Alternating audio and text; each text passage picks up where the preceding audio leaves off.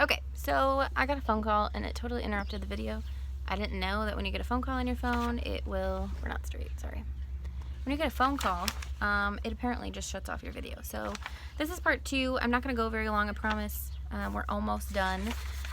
So after the Haymarket Square riot, there is a drop in union, which I kind of talked about in the last video, but there's another guy who decides, I'm going to make a union, but it's going to be different, and his name is Samuel Gompers.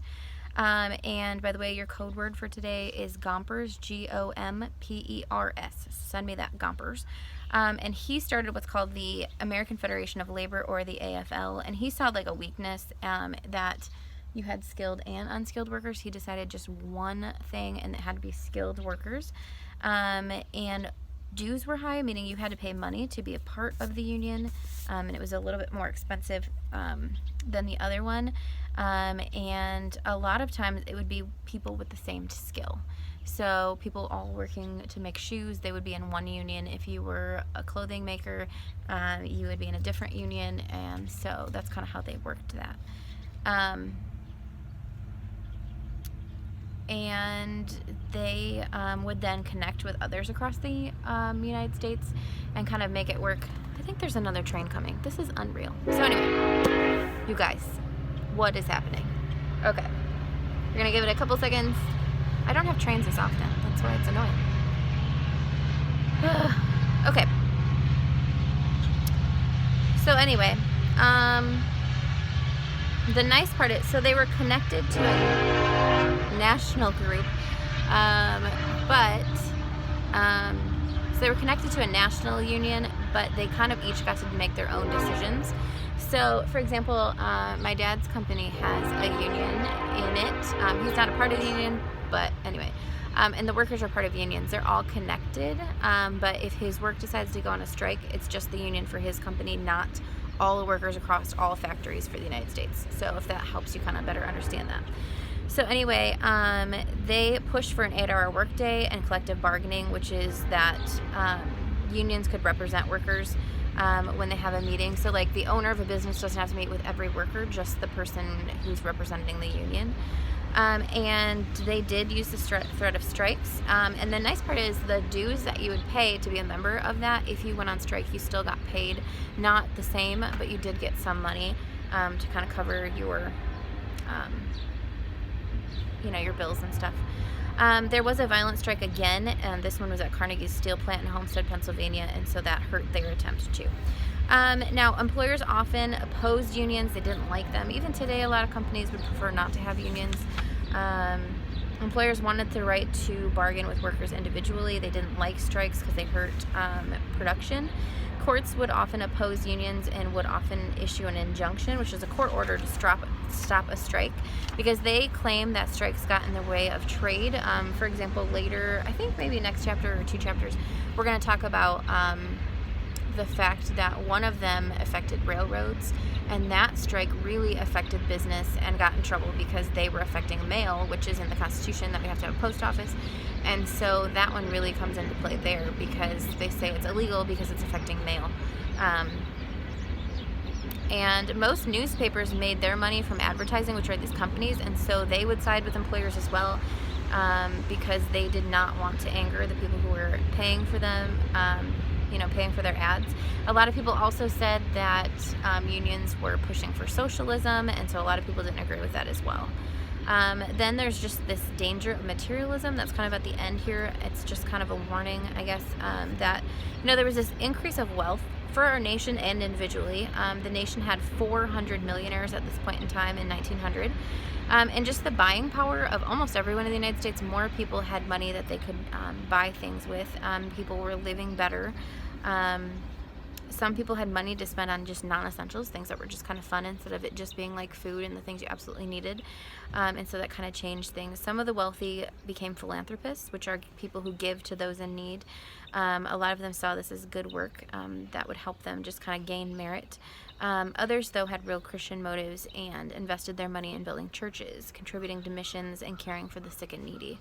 Sadly, though, a lot of people were not satisfied, even though they were getting more wealth. They wanted more and more, and that has to do with materialism. Just there's a higher value on money and possessions. So the last thing I was going to talk about today is the Johnstown flood. There's a big thing on 337, and I sent a video. And this video is pretty interesting. It's like 10 minutes, but it's totally worth it. It's about this flood that happened. It's actually known as one of the greatest disasters in American history. It was in Pennsylvania in 1889. And what happened was 2,000 people died in this mining town and in some smaller towns to the north, and it was a flood that resulted from the breaking of this old dam that had been built. But a lot of people blamed the millionaires who owned the dam, which actually that's really what happened. And so it was, there was this lake that the people really enjoyed, especially the wealthy. It was called Lake Conemaugh, and it was the largest artificial lake at the time in the world. It was 3 miles long, 1 mile wide, and in places it was actually 100 feet deep. It had 20 million tons of water in it. This dam was located 14 miles from Johnstown at an elevation of 400 feet higher than the town. So if you can imagine, when this thing goes, it's really not good. It was 37 years old. People had complained that there were issues with it, that they needed to fix it. And there were these overflow valves that had clogged because people had not taken care of it, and they actually had issues with it, like cracked and stuff. And so when they went and repaired it, instead of like replacing things and spending money, they would just stick like tree stumps and leaves and straw into the leaks that had developed, because they just thought, you know, well, it's fine, we fixed it. They kind of just put a band-aid on it for later. A lot of engineers warned that this was not good and that it would, you know, fall apart, but nothing was done. And the people in the town kind of forgot about it. Like, people kept saying, oh, it's gonna happen, it's gonna break, you better be careful, and they just kind of lost all concern. No one could convince them that the dam would actually break someday, and even if it did, they didn't think that it would be disastrous. But then at 3:10 on May 31st p.m. in the afternoon, on May 31st, 1889, it happened. There were a whole bunch of storms, and the dam burst, and in 35 minutes, all 20 million tons of Lake Conemaugh came rushing down the valley in a wave that was 40 feet high. It was traveling at 40 miles an hour. If it like met an obstruction, it would pile higher. They actually say that at one point in time it was up to 90 feet. And it even picked up debris that was as deadly as the water. It said there were 29 locomotives that weighed up to 80 tons each in there, railroad cars, boiling hot water from the ironworks factory, hundreds of miles of barbed wire from a factory. There were bricks and lumber from crushed houses, businesses, trees, animals. And because of that, it was just moving so much faster, and it caused, they say that the speed was as great as the power, and the power was as great as the power behind the water flowing over the Niagara Falls. So like nothing can stand in its way. There's no way to stop it. Some people actually managed to escape the flood and stood on the edge, and they were trying to grab people out as quickly as they could. Other people would pull people through windows that were kind of off to the side. Some people even like jumped back in to try to help. Every town along the flood's path was flattened. And after, the debris piled up 30 feet high, and it covered 60 acres. Behind the debris, Johnstown was just, it was a 20-foot deep lake. To make the disaster worse, then the debris somehow, I think just because of what was in the debris, caught fire. So some of the people that were trapped that they hadn't gotten to yet died because of the fire. It says 1,000 people were never found.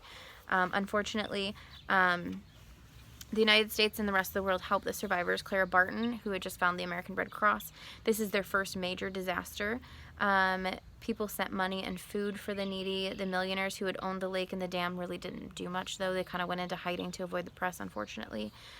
Johnstown, though, amazingly, was rebuilt fairly quickly and became a thriving iron and steel town. A coroner investigated and said that it was the fault of the owners, but few people sued, and no one won a suit against them, unfortunately. They say that the damage back then was $17 million, so if you can imagine, it would be a crazy amount today. And so that's just kind of the story of Johnstown. So don't forget that tomorrow you won't get to see me on a video like this. I will do the podcast tomorrow, so you have that to look forward to. And it's a good one. It's on monsters. It's like stories about monsters through history. And so, yeah, you won't have a video. You'll just have that test to do, and then you can just send me that, and then that's history for the week. So I know this video is a little longer, but there's quite a bit in this chapter to kind of finish and explain. So I hope this all makes sense to you. Remember, if you have questions, email me, and I will help. See you later.